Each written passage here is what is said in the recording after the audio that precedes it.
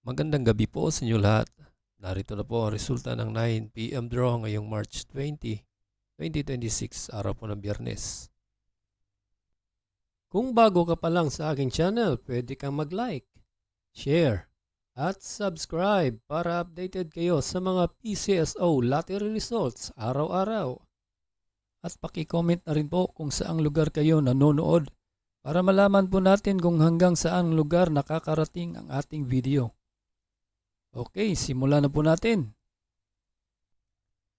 Para sa Mega Lotto 645, ito po ang mga winning numbers. 31, 28, 19, 25, 4, and 3 in any order for the jackpot prize of 15 million pesos.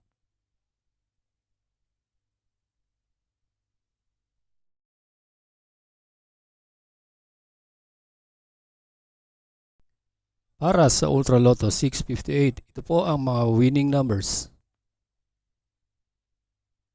47, 19, 23, 34, 20, and 37 in any order for the jackpot prize of 75 million pesos.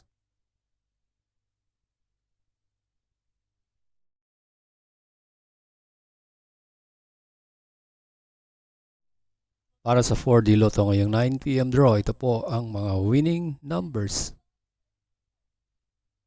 0, 5, 8, and 0 in exact order.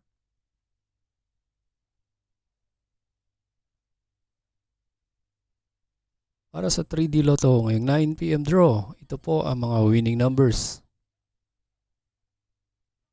0, 1, and 3 in exact order.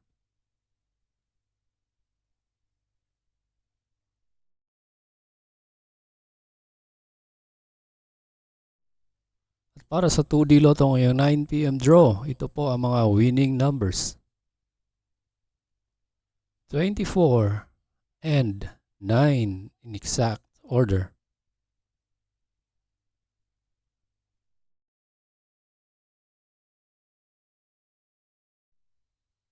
Congratulations po sa lahat ng nanalo at kita-kits po tayo bukas para sa 2 PM, 5 PM at 9 PM.